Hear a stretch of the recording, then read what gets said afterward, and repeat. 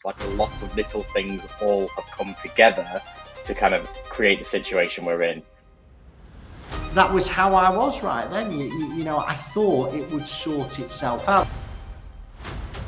Yeah, it's been pretty awful. It's been pretty rough, and I'm sure a lot of people would resonate with this. A lot of people have never been in a situation before. They don't know how to deal with it. You get sleepless nights. You start worrying.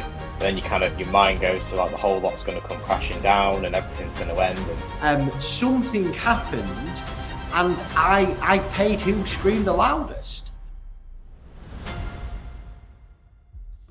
So you are behind with a HMRC time to pay arrangement. You have no idea what to do. If you join this live call and you continue to watch, we're bringing on a director we've spoken to today who's going through that issue right now, and we're going to share with you what other people are going to be charging you £1,000 to £1,500 a year, and we do it for free. So if you don't know who I am, Chris Worden, Director First, and today I am joined by a UK director, Matthew, who's joined the live podcast, who's going to share some issues that his business is having. We're going to have a listen to what's going on, and I'm going to impart some general advice and also some specific advice of what he can do right now to get himself out of the hole. So Matthew, thank you for joining us, and welcome to the Director First podcast.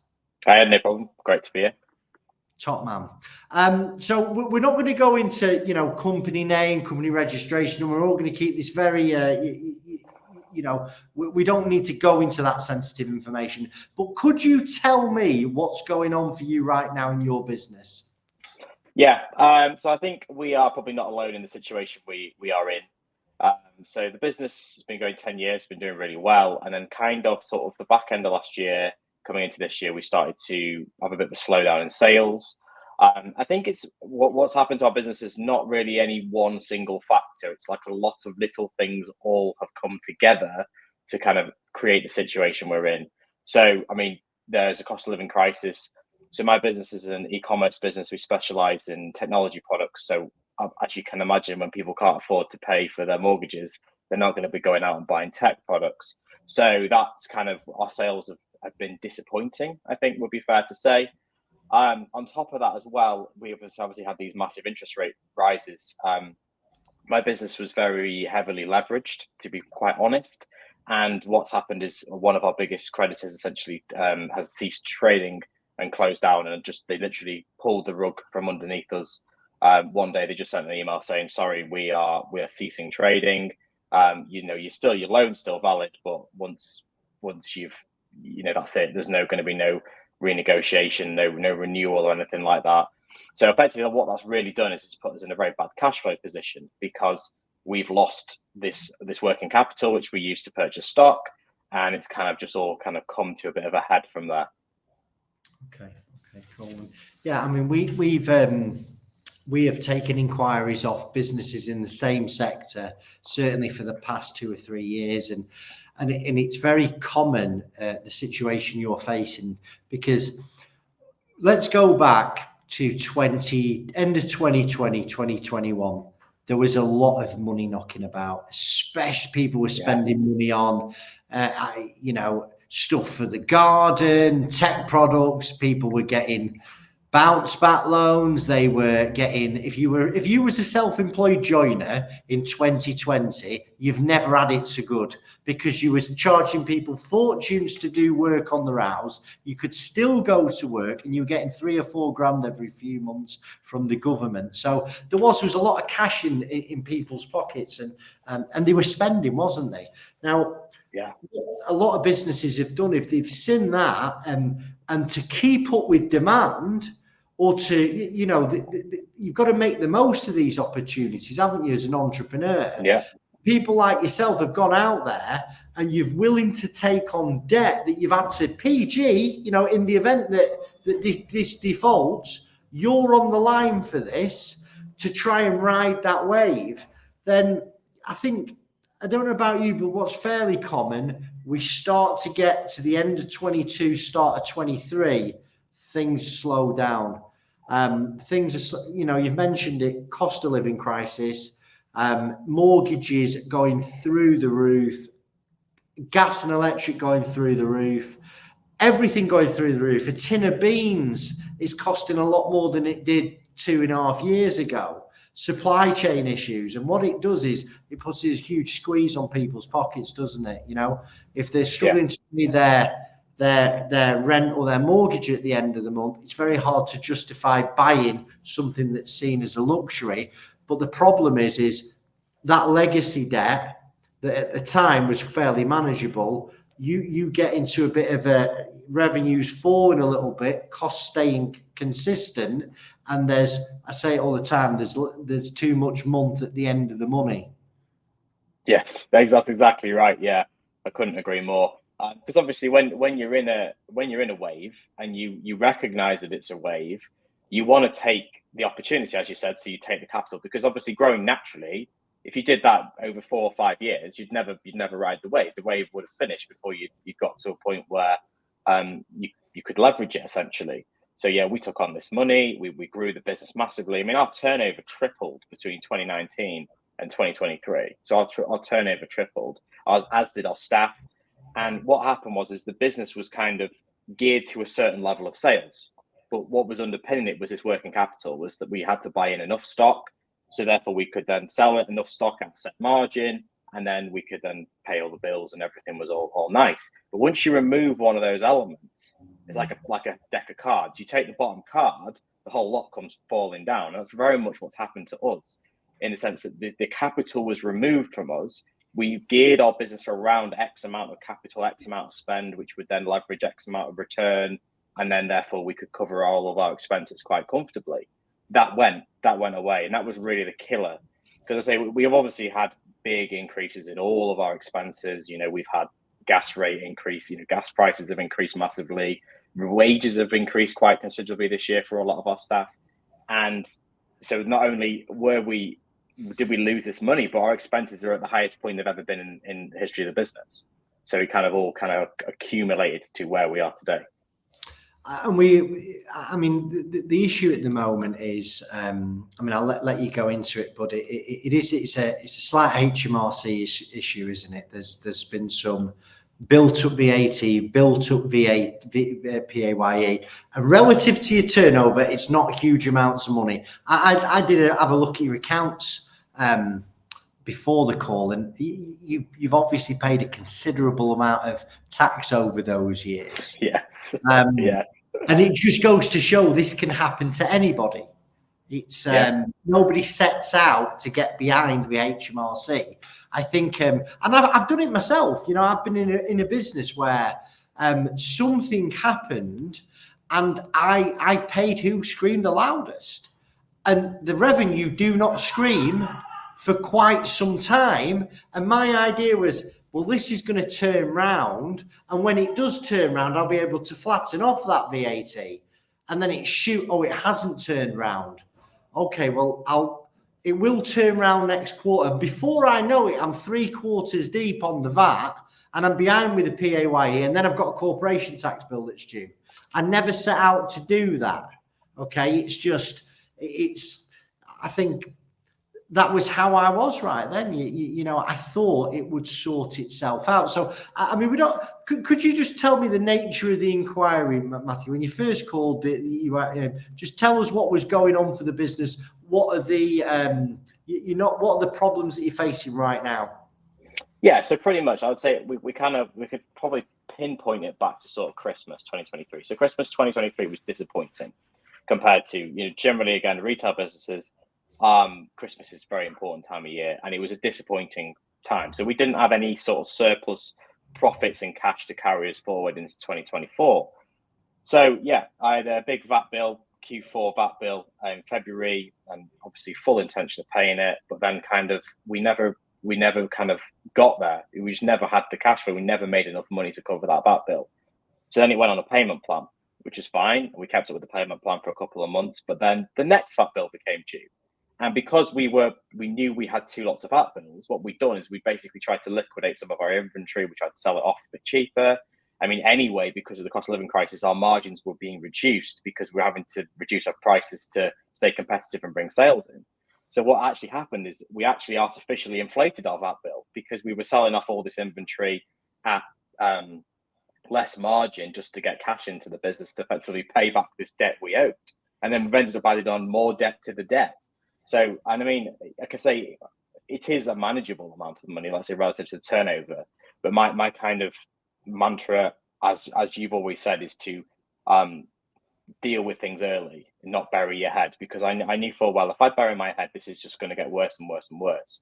And if I reached out to yourself, I'd seen the videos and I thought, you know what, let's just have a conversation. And certainly for my own peace of mind, because that was the biggest thing that I really valued from your videos and speaking to you, was being able to actually get that reassurance. You know, a lot of, if you speak to your accountant and things, they're great, but they're not used to dealing with a situation. And one thing really resonated with me was you said you'd been in a situation yourself. And I was like, this is somebody who actually understands the situation.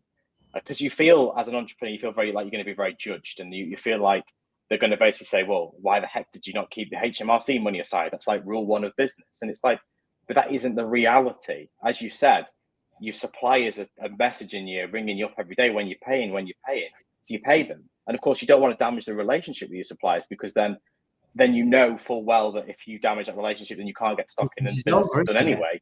It's over. So, and HMRC, like you say, they just send you a couple of brown envelopes. It's very easy to just pile them up on your desk and ignore them for a couple of months. But at a point, then it kind of gets serious. And that's kind of where we got to that point where I could see that this wasn't resolving itself. You know, it was, oh yeah, well, we'll sort it out next month. But next month came and went, and the month after came and went. So that was where we kind of really reached out to you and said, look, what can I do? What's my options, and how can I get out of this, essentially? Well, let's dive into that. And once we had a look at this, and actually the picture of this business is, if we can get over this next few months, you're a profitable business, you've got a lot of inventory, you've actually made some redundancies to reduce overheads. So you've made some cost savings where you can, going through that, that profit and loss. So what we're left with is a little bit of money that's owed to the HMRC. And I think one of the things that people don't realize with HMRC, and it frustrates me a little bit with HMRC here, whereas I know how far you can get a time to pay arrangement, okay? But they will sometimes, I mean, your time to pay arrangement was 3 months.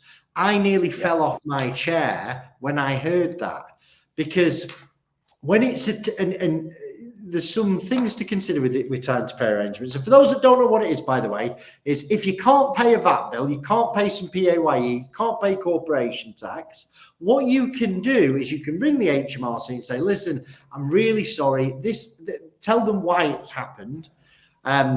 Don't tell them you've took it out for a hair transplant or a new set of teeth. I clearly haven't. Neither has Matthew, by the way. But some of the stories I hear they're interesting to say the least. But you tell them what's going on, and in your case, it's literally we've had to make some redundancies. It's a very short-term cash flow issue, and they will allow you additional time to pay your HMRC arrears. Now, if you've got a really good history in with the HMRC, I would start it at 3 years. Like literally, I want to pay over 3 years. It's not suitable for everybody, but my belief is the more business cash you can keep in that business short term, the better it is for everyone. You could always overpay, and actually, and that's what I said to you, is you go back to them and say, listen, I need a bit more time on this, and actually, I've nearly paid what I said I was going to pay, but I just need to revisit it. And I'd be asking certainly for sort of 12 to 24 months and going, based on what your history with the HMRC, I think they'll bite your hand off. It's just a shame that they don't tell you that on day one. A director doesn't know what he doesn't know. It's like, yeah, I know I've got to pay HMRC. And of course you've got to pay HMRC, but you've got to keep the business going as well. There's some redundancy. You've got 15 grand worth of redundancy paid this month. That's what you don't realize, is actually cutting costs is expensive. Yeah, it takes time and it's expensive. You're getting out. We've had like software subscriptions we've got out of we've had to pay to get out of them. So yes, we're making a saving in the long term, but actually what's happened is the cash flow in April was the worst ever because you had extra expenses in the sense of cutting expenses. So yeah, again, it compounded it. Well, and the thing is with yours is once you put that call into the HMRC, how was they to deal? You must have had some apprehension before you made the call. I know it's not totally resolved because that's going to be the call tomorrow. But how did you find them when you actually had a good chat? They're surprisingly friendly. You know, I think the same with any business though, is like anything in life is that you've got to remember everything's just people. People are in everything. And there's just other people on the end of the phone. They're people like me and Chris and anyone else. They're just other people and they're just there to do a job. Their job is to collect money and your job is obviously trying to sort this out. So they were really friendly and really helpful. I mean, the first payment plan I didn't actually ring up. I set it up online, which was I think where, you know, if you had your time again, there's many things I would do differently. And that is one of them. Because I think as an entrepreneur, you go as a business owner, you can think, oh yeah, I'm just going to get this paid as soon as possible, get it off my chest. But actually, that was the wrong thing to do. I should have stretched this out as long as I could, knowing 100% I could pay it, and then, like you said, make overpayments and ensure everything was up to date, rather than just thinking, oh yeah, I can pay off in 3 months, it's no problem, and then you're not realizing that 3 months is already here, been and gone. Yeah, and that's it. We learn, don't we? We don't know what we don't know. And yes, there is a bit of interest with time to pay arrangements, but it's if it keeps that cash flow in your business and gets you through these choppy waters, it's going to be well worth it. I think the key thing with people is the HMRC are a lot easier to deal with than you think. Like I say, I sort of make a joke of this, but there are firms out there that will charge you £1,000 or £1,500 to ring the HMRC to organise a time to pay arrangement. And there was a time we did that. And the reason we stopped doing it is it just took so bloody long to get through to someone who can actually help you. And when you work back at how much you were billing yourself out an hour, we just said, bollocks this, we're going to tell people how to do it. And we just share it. We've done loads of videos on time to pay arrangements. As long as you can show to the revenue, you may have to provide some cash flows with them. But a lot of them, they'll do it on a phone conversation. And if you do owe HMRC quite a bit of money, comparative to what your turnover is, they're probably going to want a deposit down. Now, if you cannot pay HMRC, let's imagine that you've got you're getting behind, you've not quite managed to pay your last VAT bill, you've got another VAT bill due.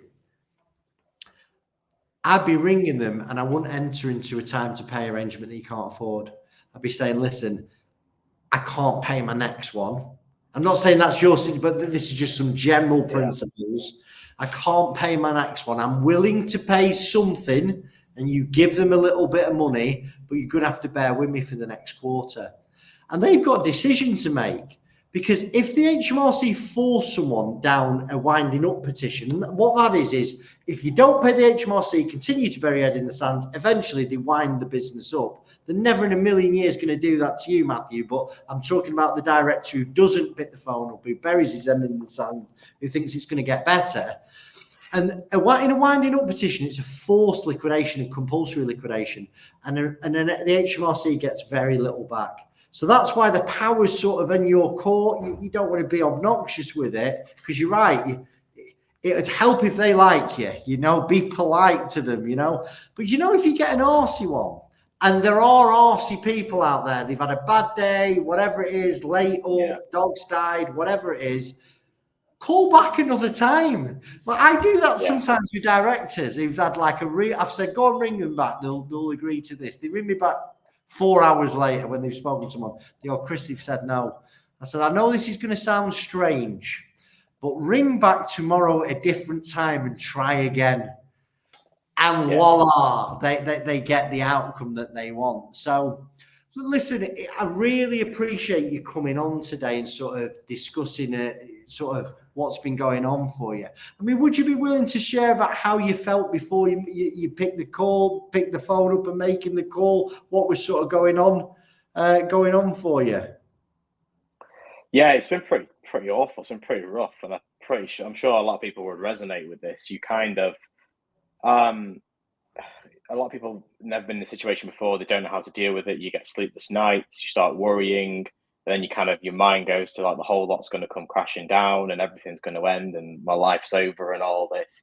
And, I think the answer is just to pick up the phone and just speak to people and just try and, again, like I said before, people are people. It's like, remember, there's the person on the other end of the phone like you who's just trying to do a job, and it's very easy to communicate with them, and they want the best outcome as well. And often the best outcome is not for you to sort of fold the business and all that. They want to get paid, and you want the business to keep going. So I can say the sense of relief of when you actually deal with these things, it's just immense. You feel like you're getting control of it, getting on top of it, getting advice from, like I said, Chris, actually speaking to somebody who knows what they're talking about, who can talk you through your options. Because as well, there's like, I think one thing when we first reached out to you, there was lots of different options that was kind of put on the table, and it was like reassuring to know that there's things we can do before it gets to that stage. And if it does get to that stage, well, this is another set of options that we can do. So there's lots of things that can be done, and they can often work a lot more favorably for both you and your creditors, rather than simply just letting it, like you say, burying your head in the sand and pretending it's going to get better. And one thing I would say as well is, if you do bury your head in the sand, you probably spend your whole working day worrying about this stuff and actually dealing with the problem at hand, which is running your business to the best of your ability. So yeah, pick up the phone and just try and deal with it. And like you said, I would say 95% of inquiries we get here do not end up in liquidation. They don't. Yeah. It's they get some good advice, do this, do that, the other, and they get through it. And hopefully, if they have a good experience, they share a good experience that they've had with us. I mean, I'm always really clear. I do my money comes from when businesses go into liquidation. That's how we earn our money here. And our advice is, it's free. We put tons of content out because we know not many people answer the questions we answer in the way that we answer them. And we give a lot of free advice out there. And, it's a business model that we give a ton of free advice. And if the inevitable happens to people, not the inevitable, if the worst case scenario happens to people, we've built up that much goodwill. We've answered that many questions before they've even picked the phone up. That they use us, but some people don't. Some people will just use our content and go and get on with their lives, and we never even know about it, and we're fine with that. But once again, Matthew, thank you so much for coming on. Is there anything else that you'd like to talk about, share, discuss before we wrap this podcast up? I just want to stress, just if you are having these problems, you're not alone. I think that's one of the main things.